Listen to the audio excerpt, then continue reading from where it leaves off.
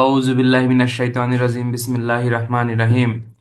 আসসালামু আলাইকুম ওয়া রাহমাতুল্লাহ। দরুদ শরীফ আল্লাহুম্মা সাল্লি আলা মুহাম্মাদ ওয়া আলা আলি মুহাম্মাদ কামা সাল্লাইতা আলা ইব্রাহিমা ওয়া আলা আলি ইব্রাহিমা ইন্নাকা হামিদুম মাজিদ। আল্লাহুম্মা বারিক আলা মুহাম্মাদি ওয়া আলা আলি মুহাম্মাদ কামা বারাকতা আলা ইব্রাহিমা ওয়া আলা আলি ইব্রাহিমা ইন্নাকা হামিদুম মাজিদ। সাল্লাল্লাহু আলাইহি ওয়াসাল্লাম। লা হাওলা ওয়া লা কুওয়াতা ইল্লা বিল্লাহিল আলিয়্যিল আযীম। প্রিয় বন্ধুরা, আশা করি সবাই ভালো আছেন আলহামদুলিল্লাহ। আমাদের প্রশ্নের প্যাটার্নস তো জানেন তাই না? যেমন আমাদের কার্যবিধি থেকে নর্মালি দুইটা কোশ্চেন আসে, দণ্ডবিধি থেকে দুইটা কোশ্চেন আসে, সাক্ষ্য থেকে দুইটা কোশ্চেন আসে, তারপরে পিআরবি থেকে একটা কোশ্চেন আসে, মাইনর অ্যাক্ট থেকে দুইটা কোশ্চেন আসে। এই হলো আমাদের প্রশ্নের মোটামুটি ধরন, ঠিক আছে কিনা? মোটামুটি প্রশ্নের ধরন। সেক্ষেত্রে আমরা তো পড়তেছি, পাশাপাশি এখন আমি সেদিনকে ক্লাসে বলছি যে বিশেষ করে বিএল রাখালচন্দ্র স্যারের বইয়ের যে কোশ্চেনগুলো আছে, এই প্রশ্নগুলো একটু বারবার আমাদেরকে রিভিশন দিতে হবে। অলরেডি আমরা সাক্ষ্য আইনের প্রায় শেষের দিকে চলে আসছি। আমাদের সাক্ষ্য আইন শেষ হলে 2 দিন পরেই আমরা কার্যবিধি আইন একেবারে প্রথম থেকে শুরু করবো ইনশাল্লাহ, ঠিক আছে? তো আমার কথা হচ্ছে যে যে বিষয়গুলো আমি বারবার পড়াচ্ছি আপনাদেরকেও পড়তে হবে, বইটা নিয়ে বসতে হবে, পাশাপাশি একটু লেখার চেষ্টা করতে হবে। জানি যে রোজার পরে মানে রোজা রেখে একটু লেখালেখি কষ্ট হয়, স্বাভাবিক, এটা আনইজি মনে হয় বা একটু টায়ার্ড মনে হয়ে যায়, কিন্তু রোজার পরে ইনশাল্লাহ কেউ ছাড় দিবেন না, এবং কন্টিনিউ আমরা এই ব্যাপারে একটু কনসার্ন মানে চেষ্টা করবো ইনশাল্লাহ। তো আমরা সাক্ষ্য আইনের অলরেডি সম্ভবত 125 ধারা পর্যন্ত পড়েছিলাম। আজকে ইনশাল্লাহ সামনের দিকে আমরা যাব, ঠিক আছে বন্ধুরা? তো আজকে যে বিষয়টা সেটা হচ্ছে যে সাক্ষ্য আইনের খুবই গুরুত্বপূর্ণ অংশ আমরা পড়ব। সাক্ষ্য আইনের 118 থেকে 125 পর্যন্ত আমরা পড়ছিলাম। সাক্ষ্য আইনের 118 থেকে 100 বিশেষ করে 34 ধারা পর্যন্ত সাক্ষী সম্পর্কে আলোচনা করছে। কি সম্পর্কে বন্ধুরা? সাক্ষী সম্পর্কে আলোচনা করছে, কথা কি বুঝছেন? সাক্ষ্য আইনের 118 থেকে 134 ধারা পর্যন্ত সাক্ষী সম্পর্কে আলোচনা করছে। এবং আপনারা যারা কয়েকবার পরীক্ষা দিয়েছেন তারা জানেন যে এই অংশটুকু আমাদের পদোন্নতি পরীক্ষার জন্য অনেক ইম্পর্টেন্ট। বিশেষ করে এই অংশে আলোচনা করছে যোগ্য সাক্ষী কে, তারপরে বোবা সাক্ষী কি, তারপরে স্বামী স্ত্রী কখন যোগ্য সাক্ষী, তারপরে একজন জজ ম্যাজিস্ট্রেটকে কখন সাক্ষ্য দান হতে অব্যাহতি দেওয়া হয়েছে, বা বিবাহ বজায় থাকাকালীন সময় স্বামী স্ত্রীর সাক্ষ্য কখন গ্রহণযোগ্য কখন গ্রহণযোগ্য না, রাষ্ট্রীয় বিষয় সম্পর্কে সরকারি কর্মকর্তার সাক্ষ্য প্রদানে কখন বাধ্য করা যাবে না, বা ওই যে আপনার এই যে উকিল কখন যোগ্য সাক্ষী, হ্যাঁ উকিল কখন সাক্ষ্য দিতে বাধ্য না, উকিল কখন সাক্ষ্য দিতে বাধ্য, হ্যাঁ তারপর হচ্ছে আপনার একটা মামলা প্রমাণ করার জন্য কতজন সাক্ষীর প্রয়োজন। তারপর আছে 133 ধারায় যেমন আলোচনা করছে অ্যাকমপ্লিসড উইটনেস কি, বা অ্যাকমপ্লিসড উইটনেস মানে হচ্ছে আপনার এই যে যৌথ সাক্ষী যেটা আর কি, হ্যাঁ একই অপরাধে অভিযুক্ত সাক্ষীর এই রাজ সাক্ষী অ্যাকমপ্লিসড উইটনেস, ঠিক আছে কিনা? তো আপনারা যারা হয়তো নতুন তারা হয়তো বোঝেন না বা জানেন না, কিন্তু যারা একটু পুরনো স্টুডেন্ট তারা জানেন যে সাক্ষ্য আইনের এই 118 থেকে 134 হচ্ছে মোস্ট ইম্পর্টেন্ট, অর্থাৎ সাক্ষ্য আইনের 24 থেকে 30 যেরকম একেবারে মানে 100% ইম্পর্টেন্ট, ঠিক তেমনি সাক্ষ্য আইনের 118 থেকে 134 একেবারে মোস্ট ইম্পর্টেন্ট। শুধু সূচি জানলে তো হবে না, এখান থেকে প্রশ্ন কিভাবে আসবে সেটা আপনাকে জানতে হবে। আচ্ছা, আমি আজকে প্রথম থেকে না পড়াই, আমি 118 থেকে সামনের দিকে যাব। 118 ধারায় বেসিক্যালি আপনাকে বলছে, একশো 118 ধারায় বেসিক্যালি আপনাকে বলছে যে আপনার এই যোগ্য সাক্ষী কি, অর্থাৎ এখানে 118 ধারায় বলতেছে যে অল্প বয়স্ক, অতি বৃদ্ধ, তারপরে হচ্ছে আপনার এই মানে বুদ্ধির অপরিপক্কতা, এগুলো সাক্ষ্যদানের ক্ষেত্রে কোনো বাধা না। সাক্ষ্য আইনের 118 ধারায় বেসিক্যালি বলছে যে পৃথিবীর সকল ব্যক্তি যোগ্য সাক্ষী, হ্যাঁ যদি সে আদালতের জিজ্ঞাসিত প্রশ্নের উত্তর দিতে পারে এবং মানে বুঝতে পারে এবং যুক্তিসঙ্গত উত্তর দিতে পারে, সেই ব্যক্তি যোগ্য সাক্ষী। এবং আপনাদেরকে আমি শিখাইছি যে এই যোগ্য সাক্ষীর সংজ্ঞা যখন আসবে তখন আমরা সাক্ষ্য আইনের 118 লিখে রাখো বইতে, 118, 119, 120 এবং 133, এই ধারাগুলো কিন্তু আমরা ব্যবহার করব। এই ধারার একটা ধারা যদি আপনি কম ব্যবহার করেন, অনেক গাইডে আমি দেখছি শুধুমাত্র 118 ধারা দেয়া, না এটা এটা আপনাদের ভুল ভুল ভুল হয়ে যাবে। অর্থাৎ যোগ্য সাক্ষীর সংজ্ঞা যখন আসবে তখন নিম্নলিখিত এই 4টি ধারায় যোগ্য সাক্ষীকে সংজ্ঞায়িত করছে, অর্থাৎ 118 ধারায় আপনার এই কি বলে ওটা, পৃথিবীর সকল ব্যক্তি যোগ্য সাক্ষী, ঠিক আছে কিনা? এরপরে আপনাকে বলতেছে এরপরে আপনাকে বলতেছে 119-এ বোবা ব্যক্তিও কিন্তু আপনার যোগ্য সাক্ষী হিসেবে বেসিক্যালি আপনার গণ্য হবে। এরপর আছে আপনার 120-এ বলতেছে স্বামী স্ত্রী, স্ত্রী স্বামী, দেওয়ানি ফৌজদারি উভয় মামলায় যোগ্য সাক্ষী হিসেবে গণ্য হবে। ঠিক আছে কিনা? এরপর আছে 121, দিতে পারেন, না দিলেও সমস্যা নাই, যে জজ ম্যাজিস্ট্রেটও কিন্তু সকল মামলায় যোগ্য সাক্ষী হিসেবে গণ্য। আর 133-এ বলতেছি অ্যাকমপ্লিসড উইটনেস, অর্থাৎ একই অপরাধে অভিযুক্ত একাধিক আসামি, যখন একজন আসামি অপর আসামির বিরুদ্ধে দোষারোপ করে স্বীকারোক্তি দেবে, সেই স্বীকারোক্তি কিন্তু যোগ্য সাক্ষী হিসেবে গণ্য হবে। হ্যাঁ, যদিও 133 ধারায় বলতেছে অসমর্থিত সাক্ষ্যের উপর ভিত্তি করে আদালত কোনো সাজা যদি দিয়েও দেয়, সেক্ষেত্রে সেই সাজা বেআইনি হবে না বা অন্যায় হবে না। কিরকম? মনে করো আমরা 5 জনে ডাকাতি করতে গেছি, তা ডাকাতির প্রকৃত কোনো সাক্ষ্য প্রমাণ পাওয়া যাচ্ছে না, তার মধ্যে আমাকে সাক্ষী বানাইছে, আদালত কইছে কি বা সরকার পক্ষ বলছে কি যে আলামিন আপনি সাক্ষী দেন, আপনাকে ছাড়িয়ে দিবানি বা আপনাকে মাফ করে দিবানি। তাহলে আমি সাক্ষী দিলাম যে হ্যাঁ স্যার আমি ডাকাতি করছি, আমার সাথে অমক অমক অমক অমক ছিল, কিন্তু আমি খালি মুখেই কইছি, কিন্তু আসলে কোনো তথ্যবহুল কোনো সাক্ষ্য আমি দিতে পারিনি যে আসলে যে আমরা একসাথে ডাকাতি করছি, অন্য কোনো সাক্ষ্য প্রমাণ আমি দিতে পারিনি, খালি আমি বলছি যে হ্যাঁ আমরা করছি। তাহলে আমার কথার উপর ভিত্তি করে আদালত যদি কোনো আসামির সাজা দিয়েও দেয়, সেই ক্ষেত্রে সেই সাজাটা কি হবে না, এমসিকিউ বলেন তো, বেআইনি হবে না। এটা সাক্ষ্য আইনের 133 ধারায় বলছে। আচ্ছা যাই হোক, এরপরে আপনাদেরকে আমি পড়াইছি 119। 119-এ বলছি বোবা সাক্ষী। বোবা সাক্ষী কি? যে ব্যক্তি কথা বলতে পারে না, কিন্তু কথা বলতে পারে না তাতে কি হয়েছে, যে ব্যক্তি ইশারা ইঙ্গিত বা লিখিত মাধ্যমে আদালতে সাক্ষ্য দেবে, সেই সাক্ষ্য বোবা সাক্ষ্য অর্থাৎ মৌখিক সাক্ষ্য হিসেবেই গণ্য হবে। কিন্তু মনে করেন ইশারা ইঙ্গিতই দিল না, কিন্তু আদালতেও যদি উপস্থিত হয়ে হাজির হয়ে কোনো লিখিতভাবে কোনো সাক্ষ্য দেয়, সেই সাক্ষ্য কিন্তু 119 দ্বারায় মৌখিক সাক্ষ্য হিসেবে। একটা প্রশ্ন আসে যে মৌখিক সাক্ষ্য কোন ক্ষেত্রে লিখিত সাক্ষ্য হিসেবে, লিখিত সাক্ষ্য কোন ক্ষেত্রে মৌখিক সাক্ষ্য হবে? এই 119-এ একটা পয়েন্ট আমরা এখানে বইতে লিখে রাখেন, সেখানে আছে যে বোবা সাক্ষী দিতে গেলে বা এই ধরনের সাক্ষ্য আদালতে উপস্থাপন করতে গেলে অবশ্যই আদালতে হাজির হয়ে সাক্ষ্য দিতে হবে। আদালত, মনে করো তুমি রইছো বাড়িতে, বাড়িতে ইশারা ইঙ্গিতের মাধ্যমে সাক্ষ্য দিচ্ছ, বাড়ি বসে লিখিত তোমার জবানবন্দি আদালতে পাঠাইছো, তাহলে কিন্তু হবে না রে, কথা বুঝতে পারছেন? তাহলে কিন্তু হবে না রে। হ্যাঁ, তাহলে আপনাকে আদালতে হাজির হয়ে দিতে হবে, আদালতে হাজির হওয়া ছাড়া এই ধরনের সাক্ষ্য আদালতে কিন্তু গ্রহণযোগ্য। এটা কিন্তু ইম্পর্টেন্ট একটা পয়েন্ট, এটাকে মনে রাখবেন যে বোবা সাক্ষী আদালতে সাক্ষ্য দিতে গেলে অবশ্যই আদালতে হাজির হয়ে সাক্ষ্য দিতে হবে। বাড়ি বসে আপনি লিখিত বিবৃতি আদালতে পাঠাই দিয়েছেন উকিলের মাধ্যমে, তাহলে এটা কিন্তু আপনার হবে না। ঠিক আছে কিনা? আশা করি আমার কথা ইনশাল্লাহ আপনারা বুঝতে পারছেন। আচ্ছা, এবারে 120-এ আপনাদেরকে আমি পড়াইছি যে আপনার ওই যে স্বামী স্ত্রী, স্ত্রী স্বামীও কিন্তু দেওয়ানি ফৌজদারি সকল মামলায় তারা কিন্তু যোগ্য সাক্ষী হিসেবে গণ্য হবে। বিশেষ করে আপনাদেরকে একটা জিনিস, এটা মাথায় ঢুকে, মাথায় না ঢুকলে কি পারবেন না। 121 থেকে 129 ধারা পর্যন্ত সাক্ষীদের সাক্ষ্য প্রদানের সুরক্ষা দিছে। সুরক্ষা মিন্স প্রিভিলেজ দিছে, প্রিভিলেজ মিন্স মানে সুবিধা দিছে। অর্থাৎ বলতেছে একজন ব্যক্তি মানে ইচ্ছা করলেই সাক্ষ্য দিতে বাধ্য না। সে একটা বিষয় জানে, কিন্তু ইচ্ছা করলেই সে কিন্তু সাক্ষ্য দিতে বাধ্য না। একটা প্রশ্ন আউট করে দিয়ে দেখবেন এবছর, প্রত্যেক বছরে কিন্তু প্রশ্নটা আসে, ওই যে তথ্য অধিকার আইন 2009-এর 7 ধারা থেকে প্রশ্ন প্রত্যেক বছর আসে। দেখবেন যে কোন কোন তথ্যগুলো একজন সরকারি কর্মচারী বলতে বাধ্য না, বা একজন সাব ইন্সপেক্টর দিতে বাধ্য না, বা একজন সাব ইন্সপেক্টর বলতে বাধ্য না, বা পুলিশ অফিসার বলতে বাধ্য না। লিখে রাখেন, তথ্য অধিকারের আইনের 2009-এর 7 ধারা, এটা অত্যন্ত গুরুত্বপূর্ণ ধারা।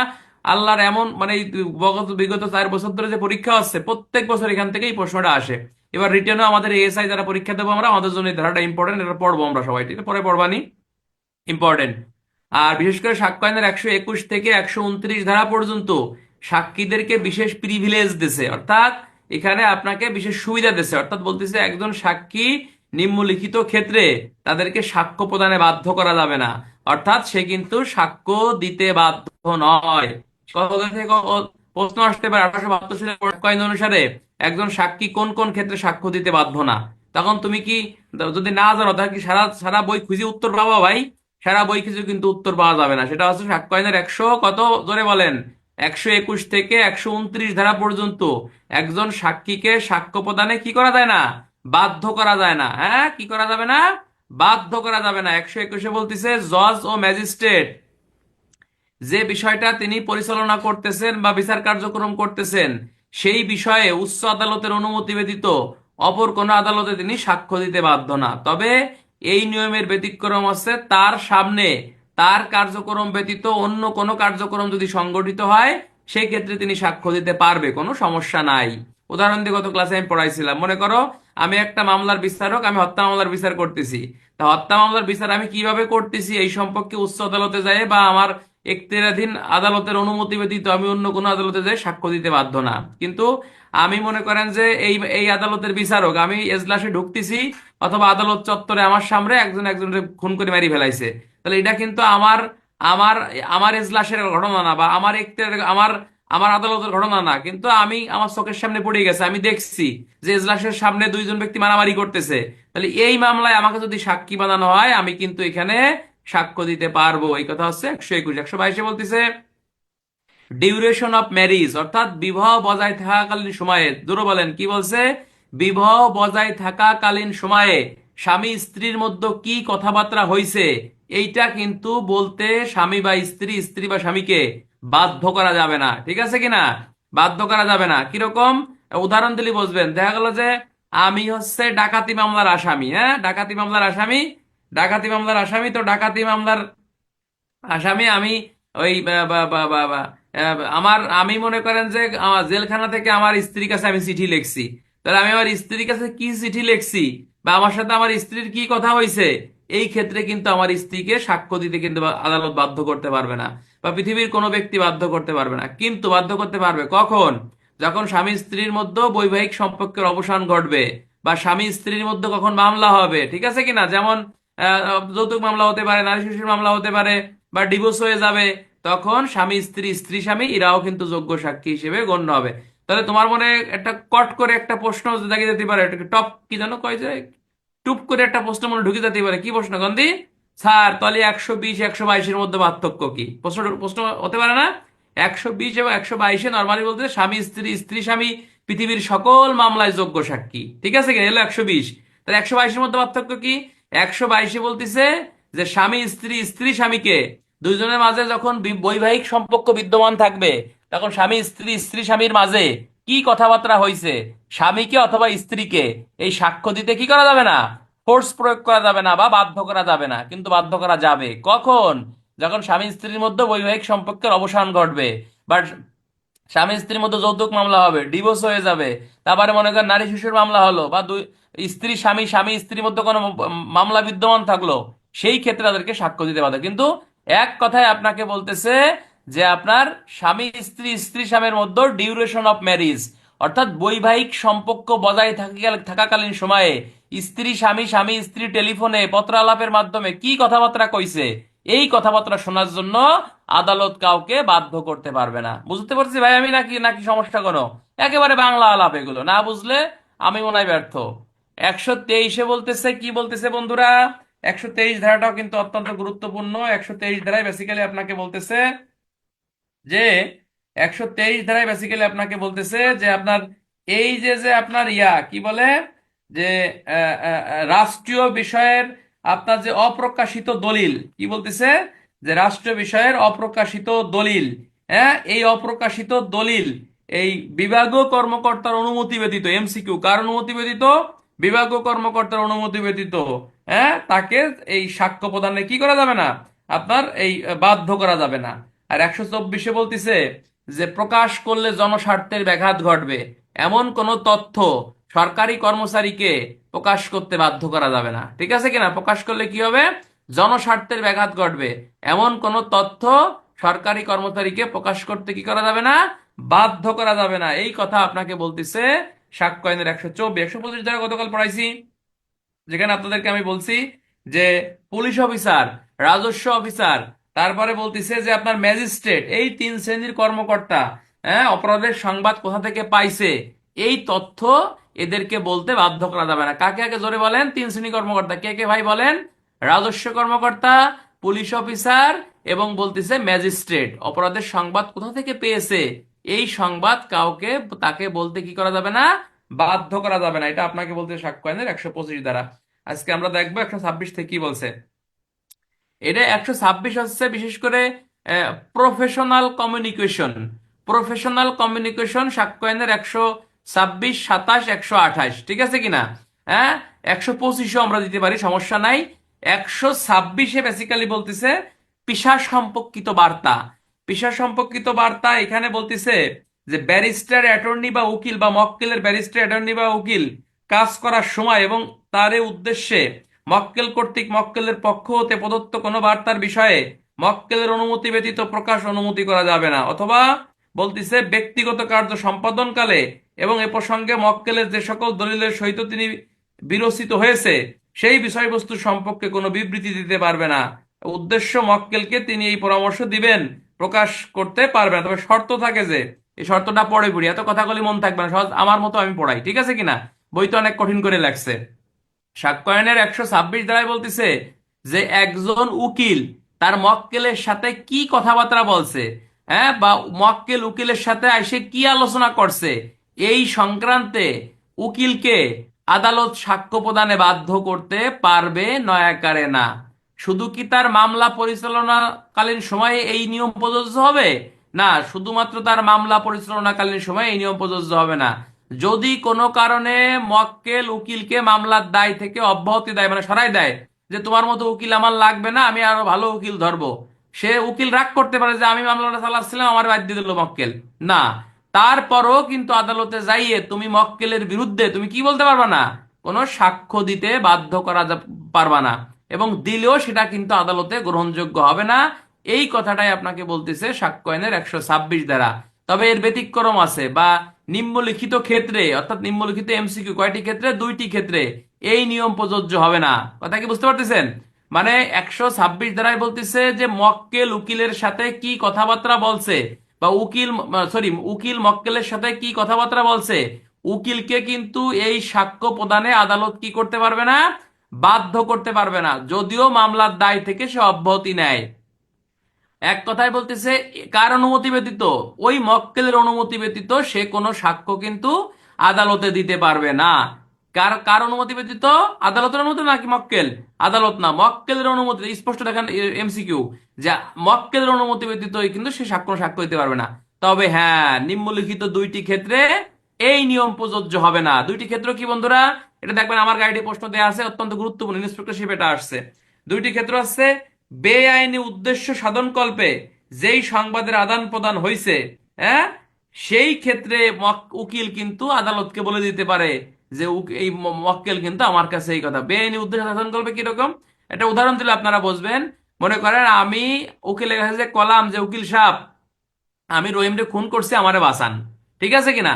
আইনগত ভিত্তি হচ্ছে যে উকিল মক্কেলরে বাঁচাবে, হ্যাঁ, খুন করিয়া আইছে, আমারে বাঁচান, এই যে যে কথাটা আমি উকিলের কাছে কইছি, উকিল কিন্তু আদালতে যায় বলতে বাধ্য না, বা আদালতে কিন্তু এই কথা বসে বলবেও না যে উকিল তো আমারে আগে, মক্কেল তো আমার কাছে আগেই স্বীকার করছে সে খুন করছে।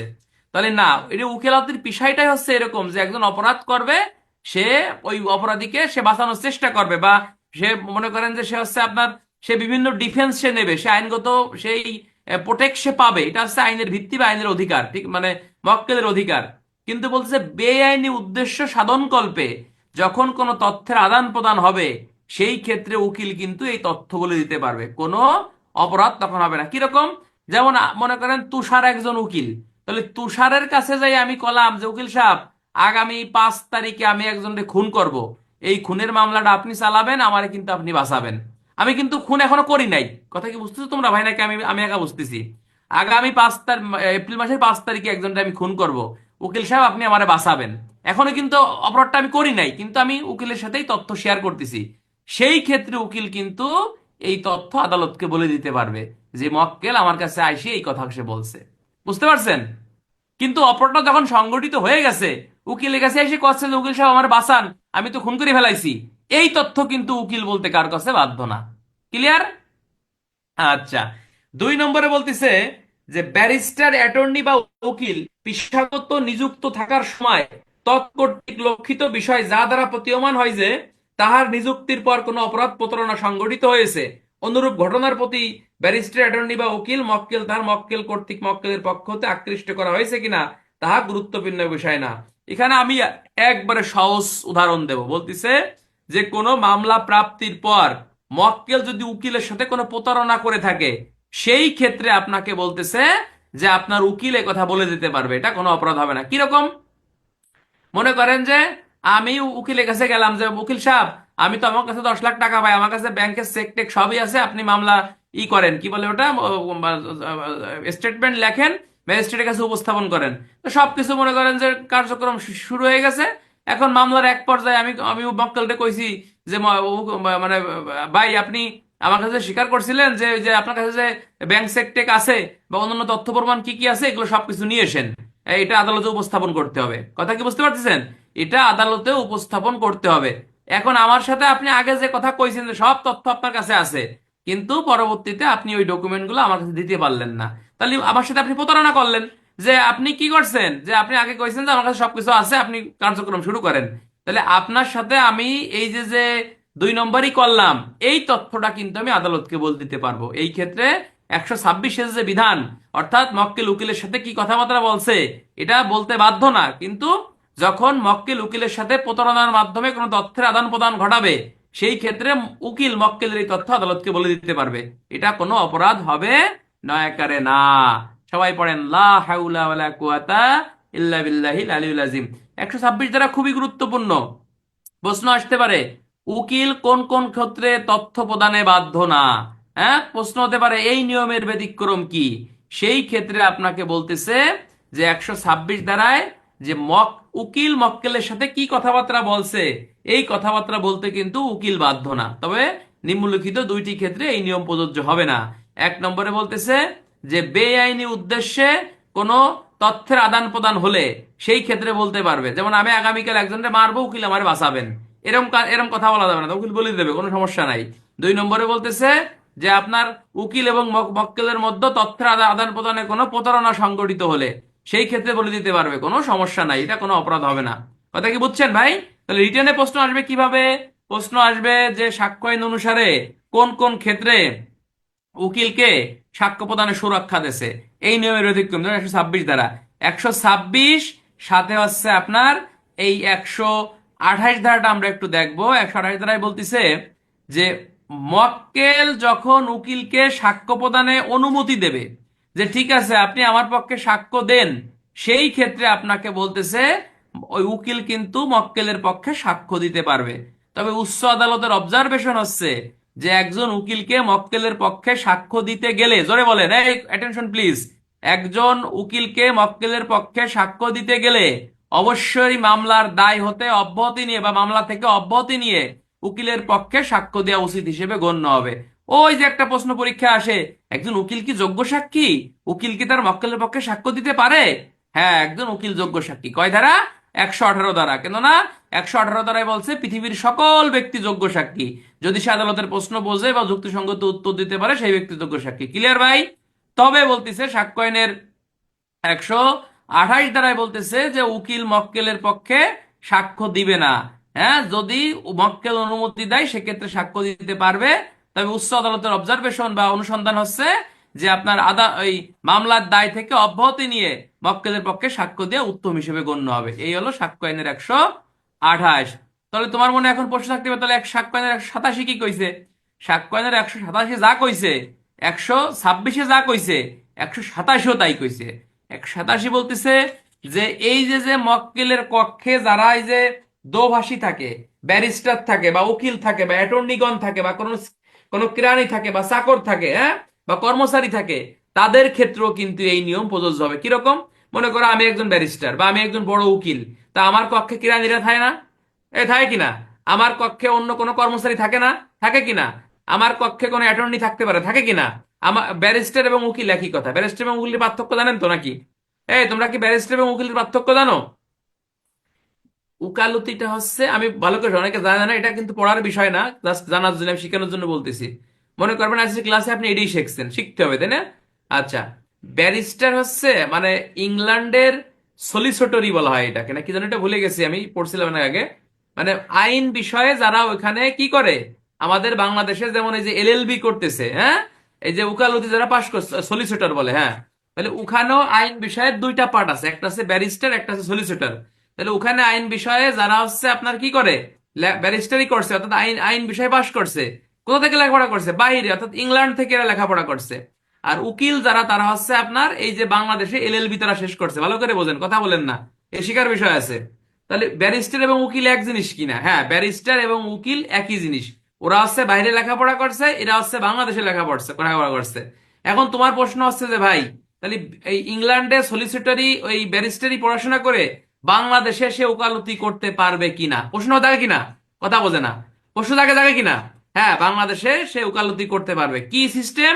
সিস্টেমটা হচ্ছে বাংলাদেশে যে বার কাউন্সিল পরীক্ষা হয়, বাংলাদেশে যে বার কাউন্সিল পরীক্ষা হয়, এই বার কাউন্সিল পরীক্ষায় বাংলাদেশের একজন স্টুডেন্টকে এলএলবি শেষ করে যেমন বার কাউন্সিল পরীক্ষায় পাশ করে ওকালতি সার্টিফিকেট অর্জন করতে হয়, ঠিক তেমনি যে ব্যক্তি ব্যারিস্টারি ওই ইংল্যান্ডে লেখাপড়া করছে, ওকেও বাংলাদেশে আবেদন করে সরকারি ফর্ম পূরণ করে ফিস জমা দিয়ে এই বার কাউন্সিল পরীক্ষায় পাশ করিয়ে তারপর হচ্ছে আদালতে তাকে প্র্যাকটিস করতে হয়। আমি কি বোঝাতে পারছি নাকি? তারপর না বুঝলে আর কথা সময় নষ্ট করবো না। কথা কি বুঝছেন? এখন অনেকে ভাবে যে ব্যারিস্টার মনে হয় বিশাল কিছু। না, ব্যারিস্টার এবং উকিল সেটা আপনার একই বিষয়। দুইজনকেই বার কাউন্সিল পরীক্ষায় পাশ করে, হ্যাঁ, সনদ অর্জন করে তারপরে বাংলাদেশের আদালতে আপনাকে প্র্যাকটিস করতে হয়। আচ্ছা, না বুঝলে বোঝার দরকার নাই, এই সকল আমাদের পরীক্ষা আসবে না। বাংলাদেশে ব্যারিস্টারি পড়া যায় না, না, এটা এটা বাহিরে হয়তো ইংরেজিতে ওরা লেখাপড়া করে, সলিসিটরি যেটা বলা হয়। এই যে আমি কি মিঠুন দা নাকি? মিঠুন দা এখন পুলিশদের পড়ায় না? হ্যাঁ, মিঠুন ডাক্তার কি জানো, মিঠুন অ্যাডভোকেট। আচ্ছা, এই সময় নষ্ট করবো না। তাহলে 127 ধারায় কি বলছে বন্ধুরা? 127 ধারায় বলতিছে যে উকিলের ক্ষেত্রে যে যেমন বিধান প্রযোজ্য, যেমন উকিল মক্কেলের সাথে কি কথাবার্তা বলছে, এই কথাটা উকিল যেমন আদালতকে বলতে বাধ্য না, ঠিক তেমনি 127 ধারার ক্ষেত্রে বলতিছে যে আপনার একজন দোভাষী ব্যারিস্টার, উকিল, অ্যাটর্নি, হ্যাঁ, তারপরে কিরানি, যারা যারা এই উকিলের কক্ষে থাকবে, ব্যারিস্টারের কক্ষে থাকবে, তাদের ক্ষেত্রে এই নিয়ম প্রযোজ্য। একটু উদাহরণ দিলে বোঝো। মনে করেন আমি একটা বড় মাপের উকিল, আমার কক্ষে একটা কেরানি আছে, আমার কক্ষে মোহরি আছে। কথা কি বুঝতে পারছেন? আমার কক্ষে মোহরি আছে, আমার কক্ষে কিরানি আছে। তাহলে আমি মক্কেলের সাথে কি কথাবার্তা বলতেছি, তাহলে পাশের দেশে শুনতেছে না? শুনতেছে কিনা, কয় না? শুনতেছে কিনা? অবশ্যই শুনতেছে। তাহলে তার ক্ষেত্রে এই নিয়ম প্রযোজ্য হবে, অর্থাৎ সে কিন্তু আদালতে যাইয়ে যদি আমার এবং মক্কেলের মাঝে কোনো মামলায় আদালতে সাক্ষ্য দেয়, তাহলে সেই সাক্ষ্য কিন্তু গ্রহণযোগ্য হবে না। আদালত তখনই ধরে ফেলবে যে আপনি তো অমকের মোহরি, আপনি তো অমক অমক উকিলের উকিলের অ্যাসিস্ট্যান্ট, আপনি তো অমক উকিলের কর্মচারী। অর্থাৎ এই কথাটা আপনাকে এখানে বলতেছে। একজন কাছে অ্যাডভোকেট কাকে বলে? অ্যাডভোকেট কাকে বলে? ফৌজদারি কার্যবিধি আইনের 4 কত কতে দেখবেন অ্যাডভোকেট কাকে বলে। 3 শ্রেণীর ব্যক্তিকে অ্যাডভোকেট বলে, ঠিক আছে কিনা? 3 শ্রেণীর ব্যক্তি অ্যাডভোকেট কারা? মেইন বইটা দেখেন, পাবেন। অ্যাডভোকেট অ্যাডভোকেট কত প্রকার? 3 প্রকার। 1 নম্বর আছে সনদধারী, 2 নম্বর আছে আদালতের অনুমতি নিয়ে যারা আইন ব্যবসা পরিচালনা করে, 3 নম্বর হচ্ছে যে সাময়িক ভাবেও যারা এই যে আইনি সেবা প্রদান করে, তাদেরকেও কিন্তু অ্যাডভোকেট হিসেবেই গণ্য করা হবে। ঠিক আছে কিনা? আচ্ছা, কথা বলে না, এত কথা বলা যাবে না। তাই 126,028 চলে গেছে। এটা প্রশ্ন আসলে ইনশাল্লাহ আপনারা পারবেন, এবং পদোন্নতি পরীক্ষার জন্য এটা গুরুত্বপূর্ণ। 129 ধারায় চলে যাও বন্ধুরা। 129 ধারায় কি বলছে? 129 ধারায় বলতেছে যে আইন উপদেষ্টার সহিত গোপন বার্তার আদান প্রদান সংশ্লিষ্ট বিষয়ে মক্কেলের ভূমিকা কি। এখানে একটু ভালো করে বোঝেন। দোভাষী কাকে বলে ভাই? দোভাষী বোঝো না? দোভাষী বোঝো না? তুমি 5 মিনিট দাঁড়াই থাও। দোভাষীটা হচ্ছে যে ভাষাকে রূপান্তর করে। যেমন বাংলাদেশে তুমি ইংরেজি ভাষা বলতে পারো, ইংরেজি বলতেছে বাংলায় বলে দিচ্ছে। ফ্রান্স বলতেছে, তুমি ফ্রান্সের বাংলা অর্থ করে দিচ্ছ। এটাই দোভাষী ভাই, কথা কেন না? আচ্ছা, দোভাষী যদি ভুল অনুবাদ করে, কয় ধারায় অপরাধ বলেন তো? দণ্ডবিধির কে পারে?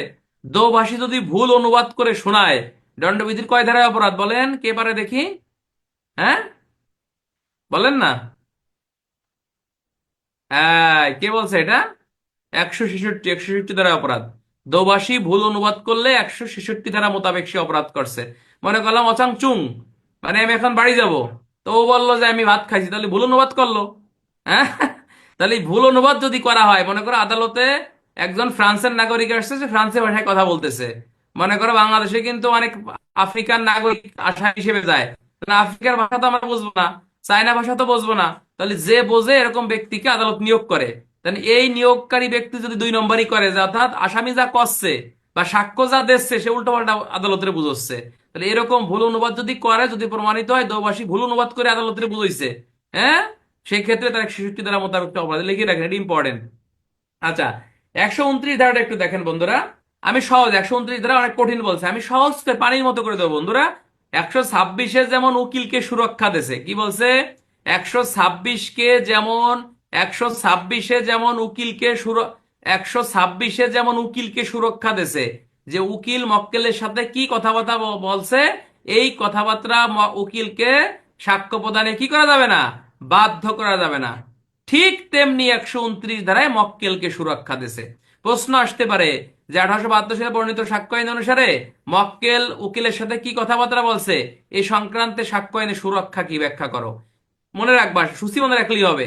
129 ধারায় মক্কেলকে সুরক্ষা দিছে। 129 ধারায় বেসিক্যালি বলতেছে যে মক্কেল তার উকিলের সাথে কি কথাবার্তা বলছে, কি বলছে? মক্কেল তার উকিলের সাথে কি কথাবার্তা বলছে, আদালত ওই মক্কেলকে ওই সংক্রান্ত বিষয়ে সাক্ষ্য প্রদান করতে বাধ্য করতে পারবে না। যে মামলা করার আগে পরে তুমি উকিলের সাথে কি কইছো, তুমি আমার কাছে কও, আদালত কি করতে পারবে না, এটা বাধ্য করতে পারবে না। তাহলে উকিলের সুরক্ষা কত সাক্ষ্য আইনে, জোরে বলেন, উকিলের সুরক্ষা কত? 126। আর ওই যে অ্যাটর্নি মোহরি ব্যারিস্টার কর্মচারীর সুরক্ষা কত? 127। হ্যাঁ, উকিল যোগ্য সাক্ষী কত? 118, 128। আর মক্কেল আপনার মক্কেলের সুরক্ষা কত? এটা হচ্ছে 129। আশা করি সবাই বুঝে ফেলছেন। কি সুন্দর লাগতেছে না ভাই? আশা করি এগুলো প্রশ্ন আসলে পারবেন। সাক্ষ্য আইনের প্রশ্ন সবসময় ছোট ছোট আসে, ভুল করার কোনো সুযোগ নাই। লা হাউলা ওয়ালা কুওয়াতা ইল্লা বিল্লাহিল আলিয়্যিল আযীম। আমরা চলে যাব সাক্ষ্য আইনের 130 ধারায়। 130 ধারাটা একটু গুরুত্বপূর্ণ, আমরা একটু দেখি। যে মামলার পক্ষ না, কি বলছে? বলছে যে আপনার মামলার পক্ষ না, মামলার পক্ষ না এরূপ সত্যের দলিল উপস্থাপন। ভালো করে বোঝেন, এটা কিন্তু একটু গুরুত্বপূর্ণ। বর্তমান ধারায় একটা অধিকার বর্ণনা করা হয়েছে, ইহা অপ্রকাশের অধিকার। কি বলতিছে? বর্তমান ধারায় একটা অধিকার বর্ণনা করা হয়েছে, ইহা হচ্ছে অপ্রকাশের অধিকার। হ্যালো, এ মাস্টার সাহেব কেমন আছেন?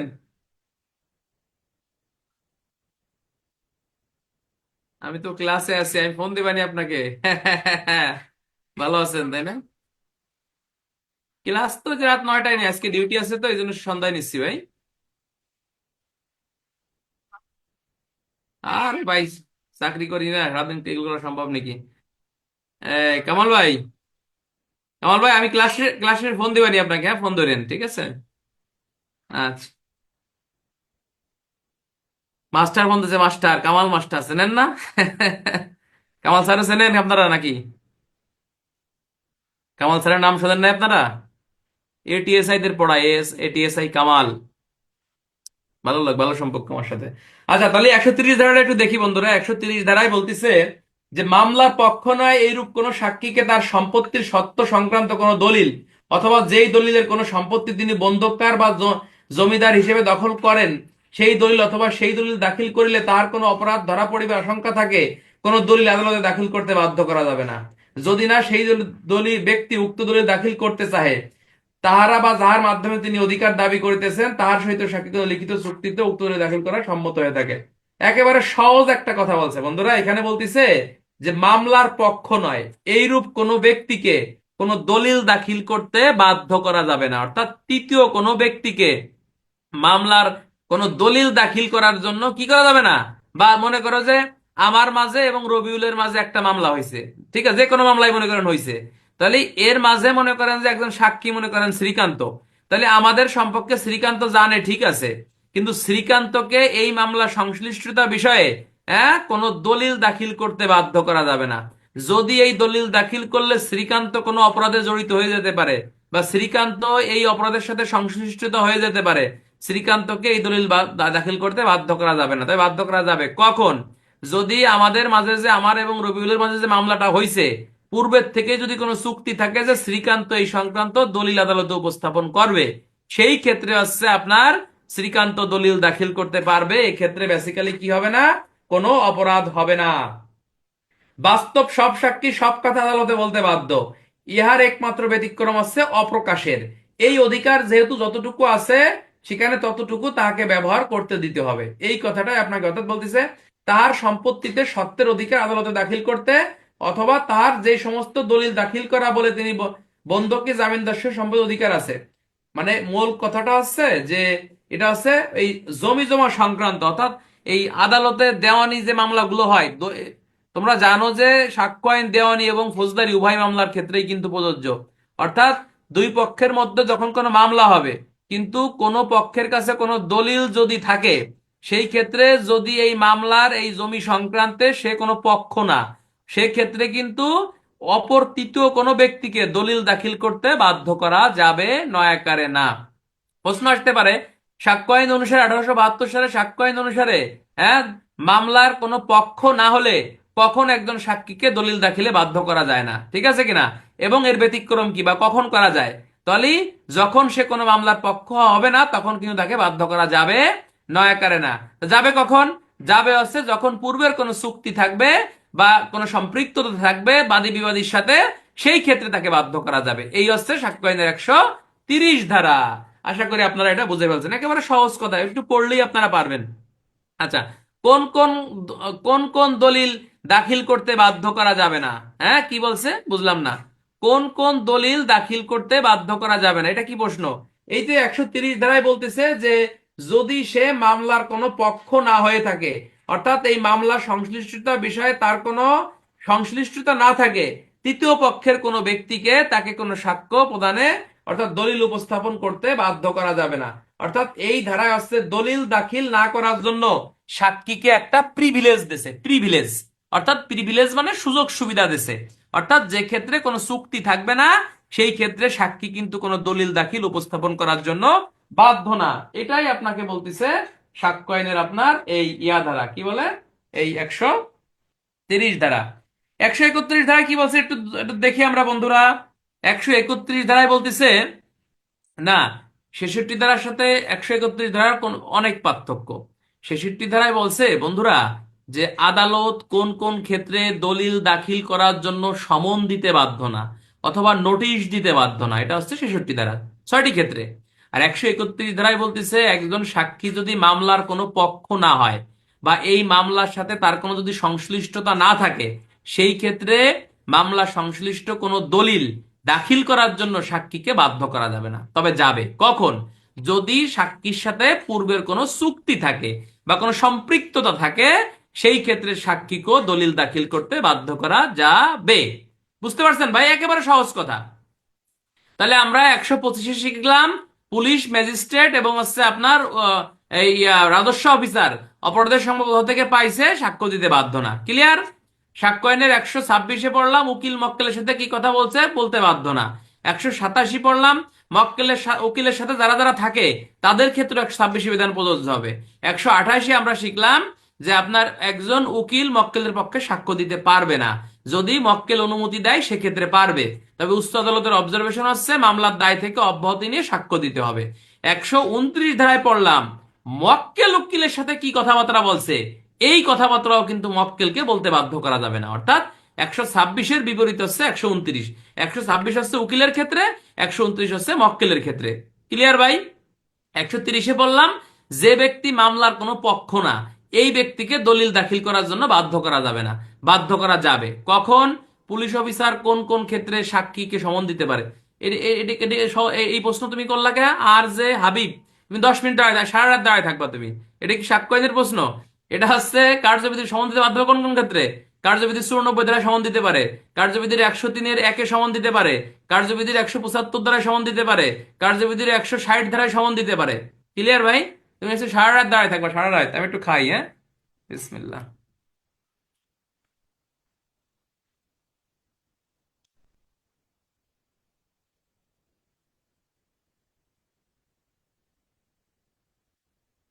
আচ্ছা, আমরা চলে যাবো এখন 131 ধারায় কি বলছে দেখি। 131 ধারায় বলতেছে,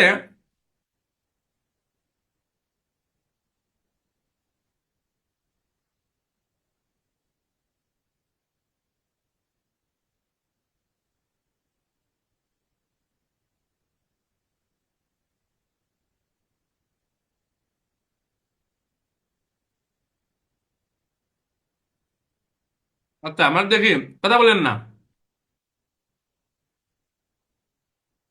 131 ধারায় বলতেছে যে যেই দলিল অপর কোনো লোকের দখলে থাকে সে তাহা উপস্থাপন করতে অস্বীকার করতে পারিত তাহার উপস্থাপন। কি কইছে আমরা দেখি। বলতেছে কোন ব্যক্তির দখলে এমন কোন দলিল থাকে যা অন্য কারো দখলে থাকিলে তাহা দাখিল করতে সে অস্বীকার করিবার অধিকার সেই ব্যক্তির থাকতো, তবে শেষোক্ত ব্যক্তি যেই দলিল দাখিলে সম্মতি না দিলে প্রথমোক্ত ব্যক্তি ও দাখিল করতে বাধ্য করা যাবে না। হ্যালো। হ্যাঁ। হ্যাঁ। এ সাইফুল, ওই ফেসবুকে লাইভটা দাও, ফেসবুকে লাইভটা দাও সাইফুল। এই তুমি সাইফুলের সাথে কথা কবা, সাইফুলের নাম্বার আমি দিবানি, হোয়াটসঅ্যাপে হাই লাগবা। সাইফুল শিখিয়ে দিবেন কিভাবে ফেসবুকে লাইভে ক্লাস নিতে হয়। ওটা আমি নাম্বার দিবেন, দেখো এখন।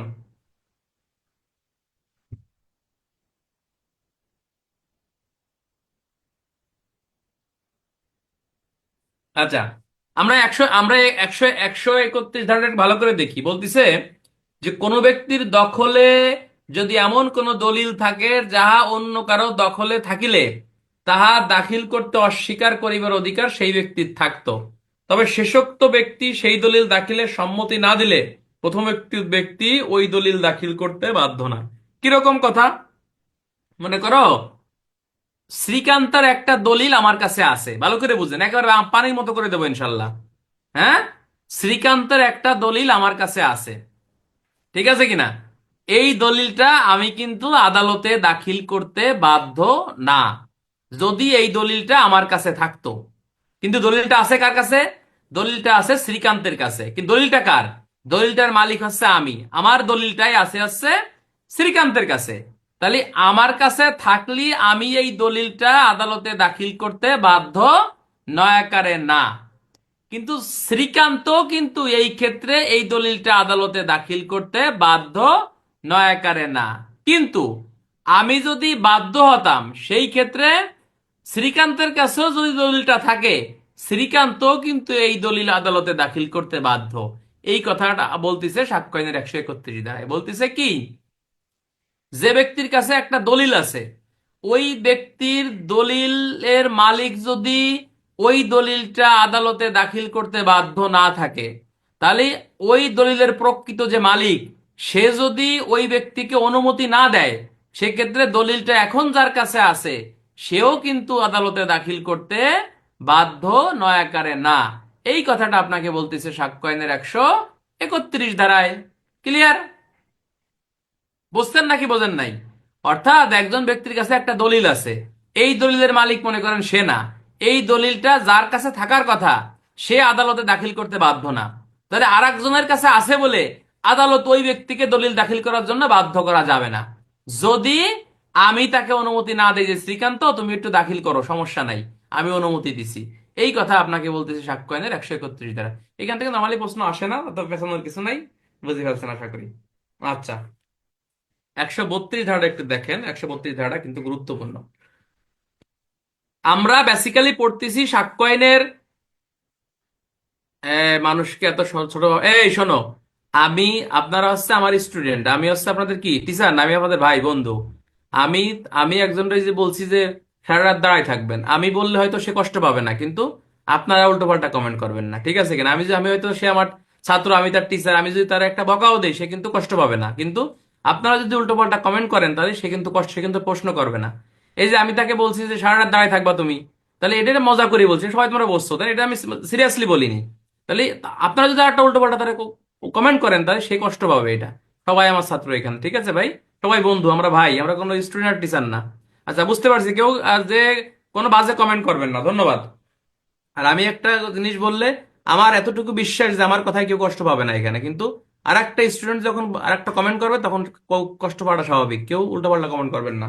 আচ্ছা, এখানে 131 চলে গেছে, আমরা 132 ধারা রিটেনের জন্য দেখবো। এই ধারাটা কিন্তু অত্যন্ত গুরুত্বপূর্ণ, অত্যন্ত গুরুত্বপূর্ণ এই ধারাটা অত্যন্ত একটু একটু মনোযোগ সহকারে শুনুন। 132 ধারাতে রিটেনে প্রশ্ন আসতে পারে, লাল কালি দিয়ে গোল চিহ্ন দিয়ে রাখেন 132। আমরা বেসিক্যালি পড়তেছি সাক্ষ্য আইনের এই 118 থেকে 134 ধারা পর্যন্ত সাক্ষীর বিধান বা সাক্ষী সম্পর্কে সাধারণ বিধান কি, এই বিষয়গুলো আমরা পড়তেছি, তাই না বন্ধুরা? তো কার সম্পর্কে পড়তেছি? সাক্ষী সম্পর্কে পড়তেছি। তো 132 ধারায় কি বলতেছে? 132 ধারায় বলতেছে যে মামলায় অথবা দেওয়ানি বা ফৌজদারি কার্যক্রমে, ভালো করে বুঝেন, মামলায় অথবা দেওয়ানি বা ফৌজদারি কার্যক্রমে বিচার্য বিষয়ে প্রাসঙ্গিক বিষয়ে সাক্ষীকে প্রশ্ন করা হইলে সেই প্রশ্নর উত্তর সাক্ষীকে অভিযুক্ত করবে, অথবা প্রত্যক্ষ বা পরোক্ষ অপরাধে অভিযুক্ত করার সম্ভাবনা ফেলিবে, অথবা উহার ফলে সাক্ষী শাস্তি পাওয়ার যোগ্য হইবে, অথবা প্রত্যক্ষ কিংবা পরোক্ষভাবে শাস্তি পাওয়ার যোগ্য হওয়ার সম্ভাবনায় পড়বে, এই অজুহাতে উক্ত সাক্ষীকে অনুরূপ প্রশ্নের উত্তর দান হতে অবশ্যই অব্যাহতি দেওয়া যাবে, নয়াকারে না। কথা কি বুঝছেন? একেবারে সহজ কথা বলতেছে।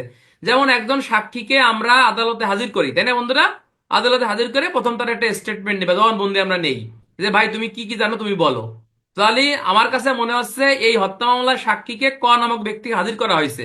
এখন ক নামক ব্যক্তিকে যে হত্যা মামলার সাক্ষী হিসেবে হাজির করা হয়েছে, একে এখন প্রশ্ন করলে এই সাক্ষী এখন অভিযুক্ত হয়ে যাবে, অথবা তার নামে ফৌজদারি মামলা রুজু হবে, অথবা তার তার তার তাকে শাস্তির সাক্ষীকে প্রশ্ন করলে সে উত্তর দিলে সে শাস্তির আওতায় চলে আসবে। এই অজুহাতে কি করতে ভালো করে বোঝেন, এই অজুহাতে সাক্ষীকে প্রশ্নের উত্তর দান হতে কি করা যাবে না, অব্যাহতি দেওয়া যাবে না। অর্থাৎ আমি যদি বলি যে তুমি যে মামলা সাক্ষী হয়ে আইছো ভাই, এই হত্যা মামলার সময় তুমি কোন জায়গায় ছিল, হত্যা ঘটনার সময় তুমি কোথায় ছিলা, তুমি বলো, তুমি কোথায়, তুমি বলো। কারণ এই প্রশ্নের উত্তর দিলে সে নিজেই এই মামলায় অভিযুক্ত হয়ে যায়। তাহলে সে অভিযুক্ত হয় হোক, ওটা হলো পরের বিষয়, কিন্তু তাকে উত্তর দান থেকে কি করা যাবে না, অব্যাহতি দেওয়া, অর্থাৎ তাকে উত্তর দিতেই হবে। পরে তবে শর্ত থাকে যে সাক্ষী যদি অনুরূপ কোনো প্রশ্নের উত্তর দিতে বাধ্য করা হয়, তবে তার জন্য তাকে গ্রেপ্তার করা, ফৌজদারি সোপর্দ করা যাবে না, বা কোনো ফৌজদারি মামলায় তাহার কি করা যাবে না, বলতিছে বিরুদ্ধে হওয়া প্রমাণ করা যাবে না। কিন্তু অনুরূপ কোন উত্তরের জন্য তাকে মিথ্যা সাক্ষ্য দেওয়ার জন্য ফৌজদারি অপরাধে অভিযুক্ত করা যাবে। একটু ভালো করে দেখেন বন্ধুরা। একজন কইছে কি যে ওই সাক্ষ্য আইনের 132 এবং 47-এর মধ্যে পার্থক্য কি। তাপস সরকার, এত আগে যাওয়া যাবে না, যা বলি শোনো। 132-এর বিধানটা আগে শেখো, 47টা পরে বলতেছি। 132-এ বলতেছে একজন সাক্ষীকে তুমি আদালতে ডাকিয়ে আনছো, ডাকিয়ে আনার পরে তুমি মনে করতেছো সাক্ষীকে তুমি প্রশ্ন করো, ভালো প্রশ্ন করো। এখন এই প্রশ্নের উত্তর সাক্ষী দিলে সাক্ষী ফৌজদারি অপরাধে জড়াই পড়বে, বা সাক্ষী কোনো অপরাধে দোষী সাব্যস্ত হয়ে যাবে। এই অজুহাতে সাক্ষীকে কি করা যাবে না, বলতেছে কোনো প্রশ্নের উত্তর দান থেকে তাকে অব্যাহতি দেওয়া, তাকে উত্তর দিতে হবে। তবে বলতেছে সাক্ষী যদি কোনো উত্তর দেয়, এই জন্য সাক্ষীকে কোনো ফৌজদারি অপরাধে অভিযুক্ত করা যাবে না, অথবা তাকে কোনো গ্রেপ্তারও করা যাবে না। তবে সাক্ষী আদালতের প্রশ্নের উত্তরে যদি কোনো মিথ্যা বিবৃতি দেয়, মিথ্যা সাক্ষ্য দেয়, সেই ক্ষেত্রে আপনাকে বলতেছে সাক্ষ্য আইনের এই দণ্ডবিধি আইনের 193 ধারা মোতাবেক মিথ্যা সাক্ষ্য দানের কারণে তাকে অভিযুক্ত করা যাবে।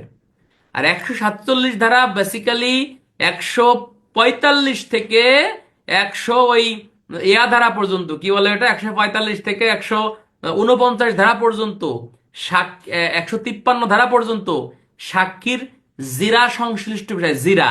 তো 154 ধারায় আপনাকে যে বিষয়টা, 147 ধারায় যে বিষয়টা যে তাপস সরকার বললো, 147 ধারায় বেসিক্যালি বলছে কি, 147 ধারায় বলছে যে এই যে যে সাক্ষীকে আপনি জিরা করতেছেন, সাক্ষীকে আপনি যে জিরা করতেছেন, এই জিরা করার সময় সাক্ষী যদি কোনো উত্তর দেয়, বা এমন একটা উত্তর দিল সে ফৌজদারি অপরাধে অভিযুক্ত হয়ে গেল, সেই ক্ষেত্রে জিরা করার সময় তার উত্তর দান থেকে তাকে অব্যাহতি দেওয়া যাবে না, তার উত্তর তার নিতে হবে। কিন্তু সাক্ষী জিরা করার সময় যদি কোনো মিথ্যা উত্তর দেয়, সেক্ষেত্রেও তাকে দণ্ডবিধির 193 ধারা মোতাবেক মিথ্যা সাক্ষ্যের জন্য তাকে অভিযুক্ত করা যাবে। তোমরা কি 132 ধারা বুঝতে পারছো ভাই? একেবারে পানির মতো একটা ধারা। আমি ভালো করে পড়ি, আবার বলি। আমরা পড়তেছি সাক্ষ্য আইনের 100 কত 18 থেকে 134 ধারা পর্যন্ত সাক্ষীর বিধান। অর্থাৎ একজন সাক্ষী কোন ক্ষেত্রে সাক্ষ্য দিতে বাধ্য, সাক্ষীর সাক্ষ্যটা আপনি নেবেন কিভাবে, কখন সাক্ষীকে সাক্ষ্য প্রদানে বাধ্য করা যাবে না, সাক্ষী কি সকল প্রশ্নের উত্তর দেবে কিনা, এই সংশ্লিষ্ট বিষয়গুলো আমরা পড়তেছি সাক্ষ্য আইনের 118 থেকে 134 ধারা পর্যন্ত। তা এর মাঝে একটি ধারা আছে 132। তুমি আদালতে একজন সাক্ষীকে ডাকলা, এই ডাকার পরে তুমি তাকে প্রশ্ন করলা যে ভাই তুমি কি জানো বলো। এখন তোমার প্রশ্নের উত্তর দিতে গেলে সাক্ষী ফৌজদারি অপরাধে দণ্ডিত হয়ে যায়, বা তার বিরুদ্ধে আইনগত ব্যবস্থা নিতে হয়, বা সে কোনো অপরাধের আওতায় চলে আসে। এই অজুহাতে সাক্ষীকে উত্তর প্রদান করা থেকে বিরত রাখা যাবে না। হ্যাঁ, তবে এজন্য সাক্ষীকে কোনো গ্রেপ্তার করা যাবে না, সাক্ষীর বিরুদ্ধে কোনো ফৌজদারি মামলাও রুজু করা যাবে না। তবে সাক্ষীকে আপনি যে কোশ্চেন করছেন, এই কোশ্চেনের এগেনিস্টে সাক্ষী যদি কোনো মিথ্যা বিবৃতি দেয়, সেই ক্ষেত্রে দণ্ডবিধির 193 ধারা মোতাবেক মিথ্যা সাক্ষ্য দান করার জন্য তাকে অভিযুক্ত করা যাবে। এই কথাটাই আপনাকে বলতেছে আবার 147 ধারায় সাক্ষীকে জেরা সংশ্লিষ্ট বিষয়ে আলোচনা করছে সাক্ষ্য আইনের 145 থেকে 153 ধারা পর্যন্ত। কি সংশ্লিষ্ট? জেরা সংশ্লিষ্ট বিষয়ে 147 ধারায় বলছে যে সাক্ষীকে যখন আপনি জিরা করবেন, এই জিরার সময় সাক্ষী সকল উত্তর দিতে বাধ্য থাকবে। যদিও সে ফৌজদারি অপরাধেও দণ্ডিত হতে পারে বা তার কোনো শাস্তি হতে পারে, এই অজুহাতে সাক্ষীকে কি কোনো উত্তর দান থেকে অব্যাহতি দেওয়া যাবে না। তবে সাক্ষী জেরা করার সময় উত্তর দিলে তাকে গ্রেপ্তার করা যাবে না, ফৌজদারি অপরাধে অভিযুক্ত করা যাবে না। তবে জেরা করার সময় সাক্ষী যা জানে তা না জেনে যদি কোনো মিথ্যা বিবৃতি জেরার সময় সাক্ষী দেয়, সেই ক্ষেত্রে সাক্ষ্য আইনের 147 ধারায় বলতেছে যে 132 ধারায় যে বিধান প্রযোজ্য, সাক্ষ্য আইনের 147 ধারায়ও ওই একই বিধান প্রযোজ্য। দ্যাট মিনস সে মিথ্যা সাক্ষ্য দিয়েছে, এই জন্য তাকে দণ্ডবিধির 193 ধারা মোতাবেক আপনাকে বলা হচ্ছে তাকে দণ্ডিত করা যাবে। এসছে আর ক্যাম্বালা বোঝাই ভাই, এই ধারাটা কি কোনো টিচারের কাছে আগে এসছে এরকম বসছেন কোন? প্রশ্ন আসবে কি 132 ধারা থেকে?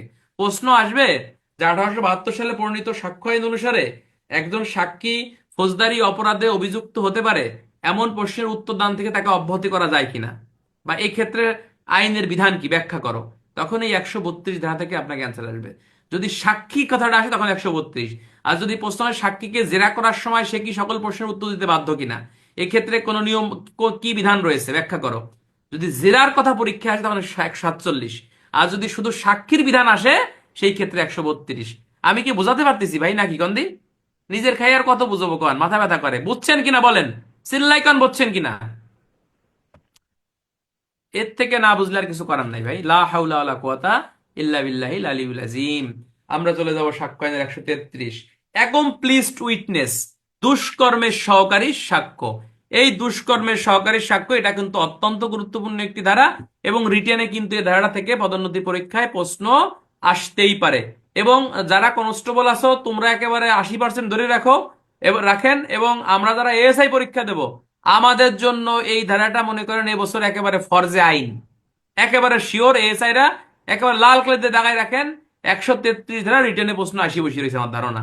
বিএল দাসের বইতে দেখবেন এই প্রশ্নটা আছে যে অপরাধীর সহযোগী সাক্ষ্য বলতে কি বোঝায়, বা দুষ্কর্মের সহযোগী সাক্ষ্য কি, এই নিয়মের ব্যতিক্রম কি ব্যাখ্যা করো, বা অ্যাকমপ্লিসড উইটনেস বলতে কি বোঝায় ব্যাখ্যা করো, এ ধরনের সাক্ষ্য কখন প্রাসঙ্গিক ব্যাখ্যা করো, বুঝিয়ে দাও। এই প্রশ্নটা বিএল দাস স্যারের বইতে আছে, এটা পরীক্ষা আসবে আসবে আসবে। অ্যাকমপ্লিসড উইটনেস শব্দটির অর্থ হচ্ছে দুষ্কর্মের সহযোগী। দুষ্কর্মের সহযোগী কি?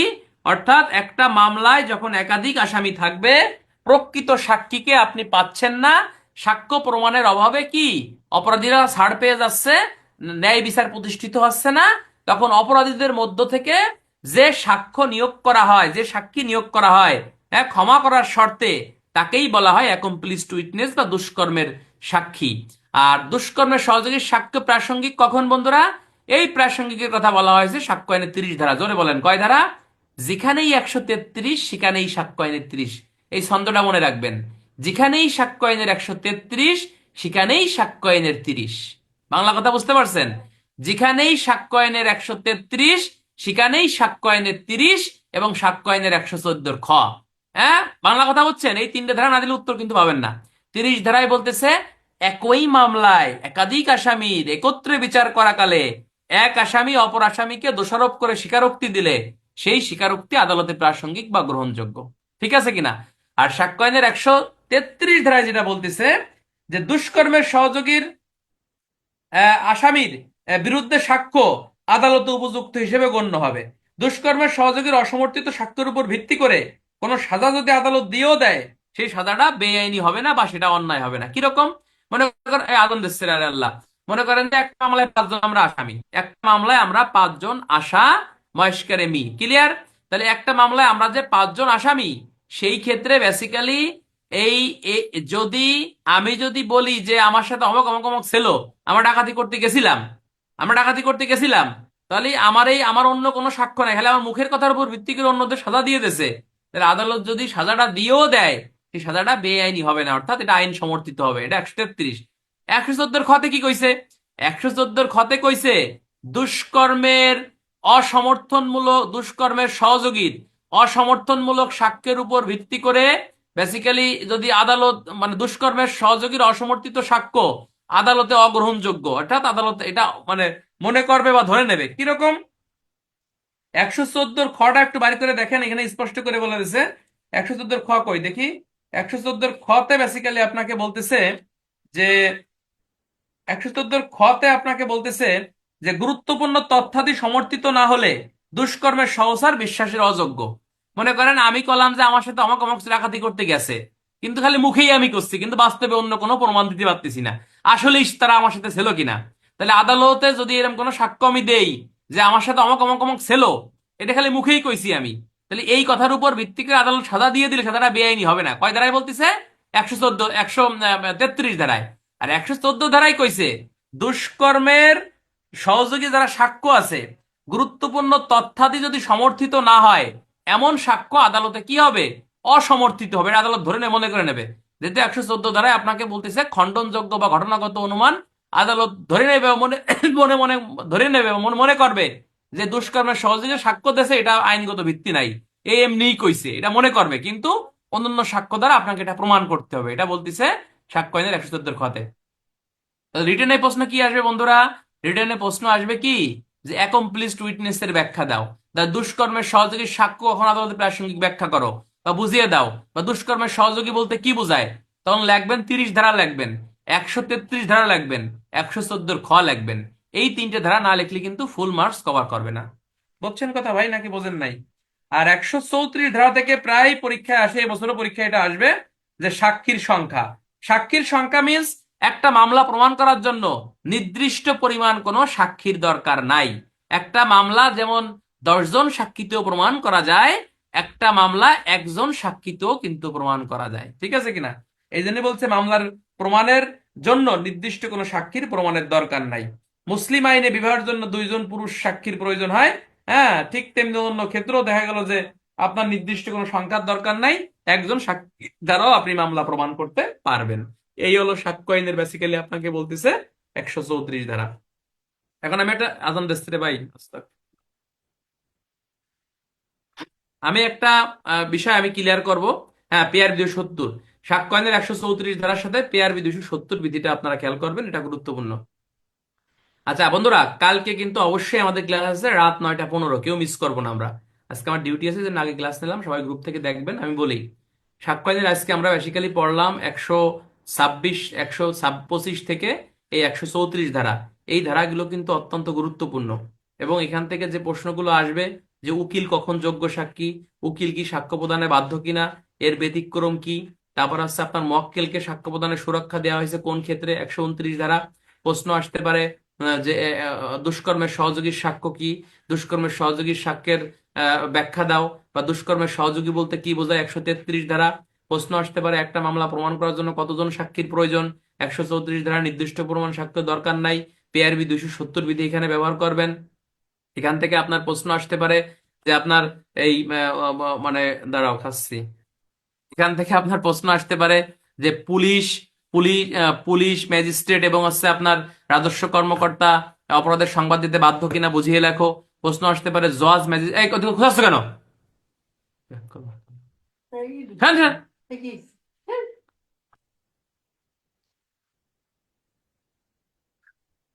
আচ্ছা, তাহলে এখানে আপনাকে বলতেছে যে আপনার এই জজ ম্যাজিস্ট্রেট কখন সাক্ষ্য দিতে বাধ্য না, 121 ধারা। প্রশ্ন আসতে পারে বিবাহ বজায় থাকাকালীন সময় স্বামী স্ত্রী কি সাক্ষ্য দিতে বাধ্য কিনা ব্যাখ্যা করো, 122 ধারা। প্রশ্ন আসতে পারে যোগ্য সাক্ষী কি, 118, 119, 120, 133, এটা হলো যোগ্য সাক্ষী। প্রশ্ন আসতে পারে যে আপনার এই বোবা সাক্ষী কি, বোবা সাক্ষ্যের গ্রহণযোগ্যতা কি, বোবা সাক্ষ্য আদালতে উপস্থাপন দেওয়ার নিয়ম কি। এই টাইপের রিটেনে অনেক প্রশ্ন আসতে পারে, আসতে পারে না বললে ভুল হবে। ইতোপূর্বে কতবার যে আইসি এটা আপনারা নিজেরাই জানেন, বিগত বছরের প্রশ্নগুলো যখন দেখবেন এই টাইপের প্রশ্নগুলো এখানে আছে। তো বন্ধুরা, আজকে বেশি কথা বলবো না, ডিউটির টাইম হয়ে গেছে, ডিউটি যাব। কালকে 128 ধারাটা আবার বলেন স্যার। হ্যাঁ, আমি সুব্রতর জন্য আবার বলতেছি, 128 ধারায় বলছে ভাই যে একজন উকিল মক্কেলের পক্ষে আদালতে সে সাক্ষ্য দিতে পারবে না, সরাসরি সাক্ষ্য দিতে পারবে না। যদি মক্কেল উকিলকে অনুমতি দেয় যে ভাই আমার পক্ষে একটু আপনি সাক্ষ্য দেন, তখন দিতে পারবে। তবে 128 ধারায় আর একটা অবজারভেশন ভাষ্যতে লেখা আছে, বলতিছে যে মামলার দায় থেকে অব্যাহতি নিয়ে তাকে হচ্ছে আদালতে সাক্ষ্য দিতে হবে, এটা হচ্ছে উত্তম। ঠিক আছে কিনা? অর্থাৎ একজন উকিল কি যোগ্য সাক্ষী? হ্যাঁ, একজন উকিল যোগ্য সাক্ষী। কয় ধারা? সাক্ষ্য আইনের 118 ধারা। আর 128 ধারায় আপনাকে বলতেছে যে মামলার দায় থেকে অব্যাহতি নিয়ে উকিল সাক্ষ্য দিতে পারবে। ক্লিয়ার ভাই? তোরে না বুঝলে আমি আর কি কব কন? বুঝছেন নাকি বোঝেন নাই?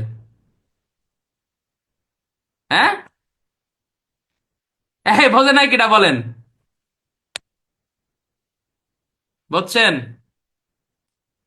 লা হাওলা ওয়ালা কুওয়াতা ইল্লা বিল্লাহ। শোনেন, আমরা যে কষ্ট করতেছি না, দেখবেন ইনশাল্লাহ আমরা এর ফল পাবো। ঠিক আছে?